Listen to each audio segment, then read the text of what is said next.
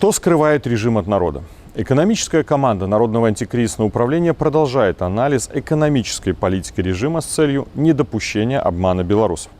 В этом видео ряду решений режима Лукашенко хотелось бы уделить более пристальное внимание.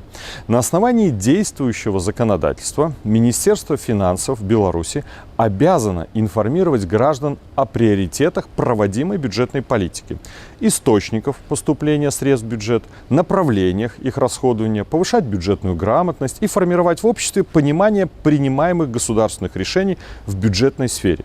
Ведь, уплачивая налоги, гражданин страны непосредственно участвует в формировании доходной части бюджета и имеет право знать, как, куда и кем используются средства бюджета.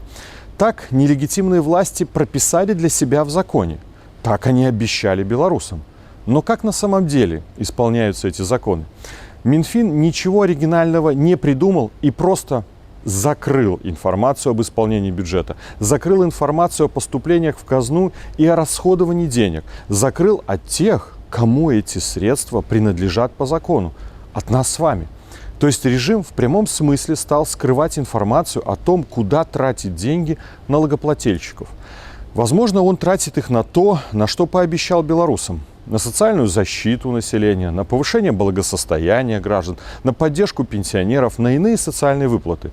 Но ощущают ли такую заботу и поддержку сами белорусы?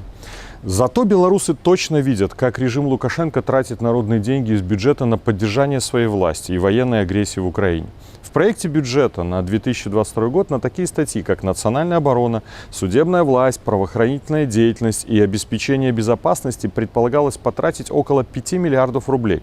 Но поскольку расходы на них значительно пришлось увеличить, ведь мы все с вами видим, сколько средств тратится на военную агрессию против Украины, то на здравоохранение, культуру, образование, вероятнее всего, расходы пришлось уменьшить. Как минимум поэтому режим и скрывает информацию от народа, скрывает надежды на то, что белорусы и дальше будут безропотно пополнять его казну, получая взамен лишь небольшие подачки в виде минимального повышения различных социальных выплат. Например, повышение пенсии на 10% за счет тех пенсионеров, которые не пережили пандемию.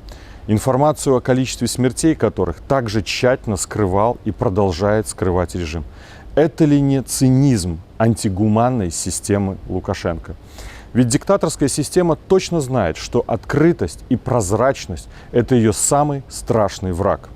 А белорусы понимают, что открытость и прозрачность – это основа демократического общества. Для того, чтобы достичь цели по построению свободной, демократической Беларуси, белорусскому обществу придется приложить немалые усилия. Но возможность государственного аппарата функционировать на новых принципах должна быть подготовлена уже сейчас.